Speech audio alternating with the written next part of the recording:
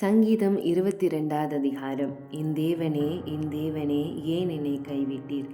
எனக்கு உதவி செய்யாமலும் நான் கதறி சொல்லும் வார்த்தையை கேளாமலும் ஏன் தூரமாயிருக்கிறீர்? என் தேவனே, நான் பகலிலே கூப்பிடுகிறேன், உத்தரவு கொடீர். இரவிலே கூப்பிடுகிறேன், எனக்கு அமைதல் இல்லை. இஸ்ரவேலின் துதிகளுக்குள் வாசமாயிருக்கிற தேவரீரே பரிசுத்தர். எங்கள் பிதாக்கள் உம்மிடத்தில் நம்பிக்கை வைத்தார்கள், நம்பின அவர்களை நீர் விடுவித்தீர். உம்மை நோக்கி கூப்பிட்டு தப்பினார்கள், உம்மை நம்பி வெக்கப்பட்டு போகாதிருந்தார்கள்.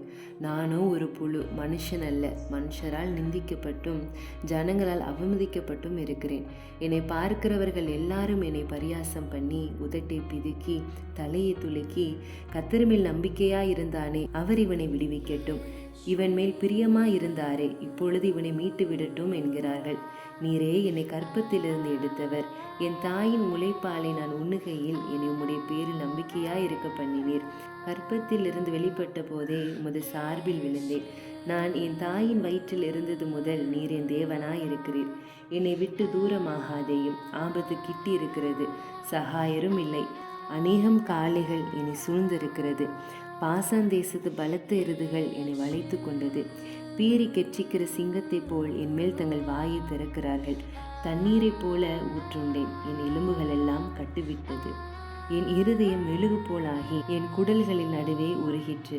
என் பலன் ஓட்டை போல காய்ந்தது, என் நாவு மேல்வாயோடு ஒட்டி கொண்டது.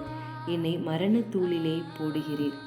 நாய்கள் என்னை சூழ்ந்திருக்கிறது, பொல்லாதவர்களின் கூட்டம் என்னை வளைத்து கொண்டது. என் கைகளையும் என் கால்களையும் உருவ குத்தினார்கள். என் எலும்புகளெல்லாம் நான் எண்ணலாம். அவர்கள் என்னை நோக்கி பார்த்து கொண்டிருக்கிறார்கள்.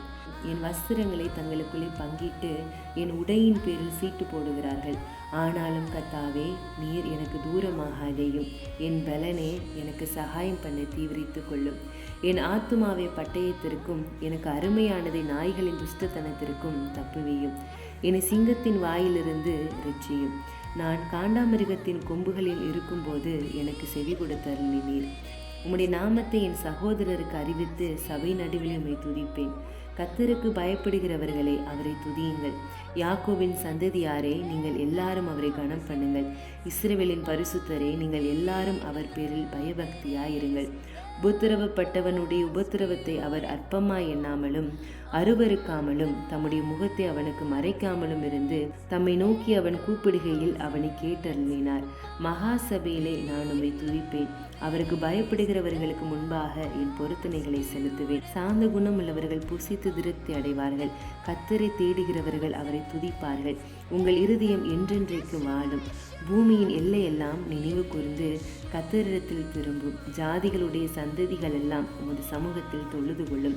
ராஜ்யம் கர்த்தருடையது, அவர் ஜாதிகளை ஆளுகிறவர். பூமியின் செல்வவான்கள் யாவரும் புசித்து பணிந்து கொள்வார்கள்.